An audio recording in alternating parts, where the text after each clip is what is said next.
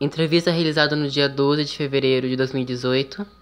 Nome, idade e nível de instrução. Meu nome é Josiane Magalhães, eu tenho 48 anos, eu sou graduada em Ciências Sociais, com mestrado e doutorado em Educação e sou professora de Sociologia da UNEMAT. Para você, o que é liberdade? Bom, vou falar assim, no sentido daquilo que eu aplico para minha vida, né? Porque se a gente fosse fazer uma discussão dos autores, dos pensadores, isso ia demorar um pouco. O princípio básico é: liberdade não existe. Então, o que nós temos são espaços em que você tem uma certa autonomia em relação às pessoas que convivem com você dentro da sociedade. A liberdade total, ela nunca vai existir porque a gente tem essa relação da vida em sociedade que coloca a gente em limites. Então, a grosso modo, né, os teóricos clássicos diriam que a minha liberdade vai até onde começa a liberdade do outro, o que significa que não há liberdade total, portanto, né, se eu tenho limites para essa liberdade, é como se eu tivesse uma gaiolinha um pouco maior, na verdade. Né? A gente vai estar sempre amarrado, sempre preso nesses limites que são impostos pela sociedade. Então, quais seriam esses limites? Roubar, matar, né? A gente poderia até chamar atenção para os 10 mandamentos da Bíblia, por exemplo, que é uma coisa que é muito comum, né, no regrar da vida em sociedade. Isso, durante muito tempo, as sociedades cristãs usam esse marco para limitar a liberdade, não só de si mesmo, mas das outras pessoas. Como eu não sou uma pessoa religiosa, então eu não tenho esse marco, mas eu acredito em alguns deles. Então, eu poder considerar que eu tenho liberdade de ir e vir, né? Ninguém me restringe, a não ser as propriedades que são privadas. Então, eu não posso entrar na casa do meu vizinho a hora que eu quiser, eu tenho que pedir permissão para ele. Mas ainda assim, no ato de negociação, eu posso inclusive entrar na casa do meu vizinho se ele me convidar. Eu tenho liberdade dentro da minha casa, no meu espaço. Então, na minha casa, eu posso andar do jeito que eu quiser. Eu posso plantar o que eu quiser, menos maconha.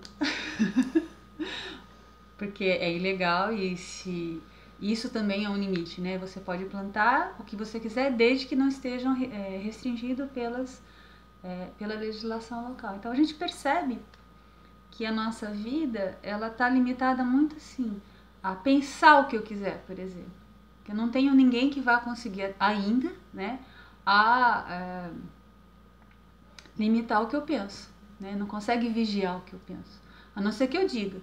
E a gente às vezes tem uma dificuldade de pensar que a palavra, ela já não é mais livre, porque aquilo que aquela coisa assim, a palavra dita, ela já está ao vento, né? Então, se eu disser uma coisa que implicar na maneira como o outro vai receber o que eu disse, eu já não tenho mais liberdade de dizer qualquer coisa.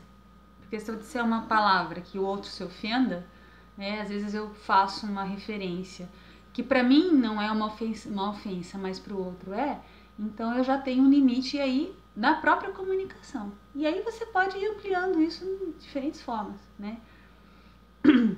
As coisas que eu escrevo, né, as coisas que eu fotografo, as coisas que eu filmo, tudo, né, tem limites, e esses limites são impostos a nós, e muitas vezes a gente não tem essa percepção de que, no fundo, a única liberdade que a gente tem é de pensamento e de crença, mas desde que você não expresse isso para a sociedade isso não se torne um problema para você na vida em sociedade.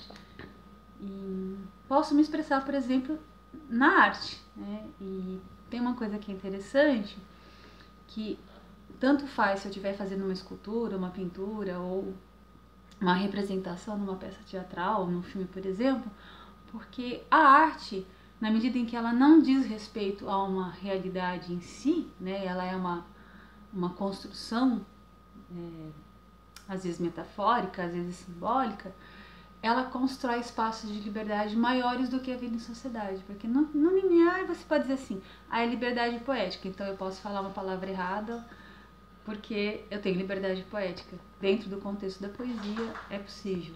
Mas, por outro lado, ela também te constrói uma proteção. Porque como a arte ela depende de interpretações, se você se ofender com a minha arte, eu vou dizer, não, mas você que entendeu errado, não foi isso que eu quis dizer. Ainda que tenha sido, mas como a arte é minha, a expressão é minha, o significado real que a arte tinha para mim vai ficar na minha cabeça, na maneira como eu construí aquela obra.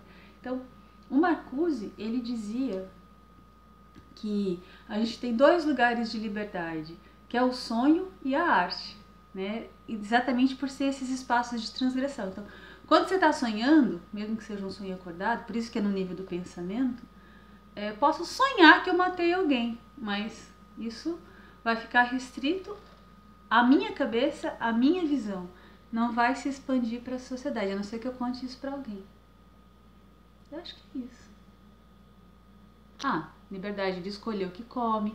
Na verdade, tem uma liberdade que é em relação ao que você pode comprar, né?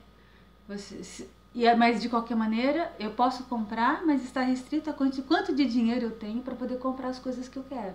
Então, em tese, eu tenho liberdade de comprar o que eu quiser, desde que também não seja ilegal, porque, por exemplo, se você sair na esquina e falar, eu quero comprar maconha, também não pode, porque não é uma atividade ilegal, né? Ou qualquer outra droga.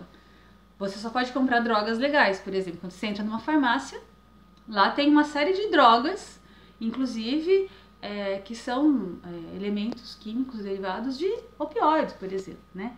Mas, dentro de certos contextos, é possível você entrar numa farmácia e comprar, porque elas são drogas legais. As ilegais é que a gente não pode comprar. Então, mesmo na compra,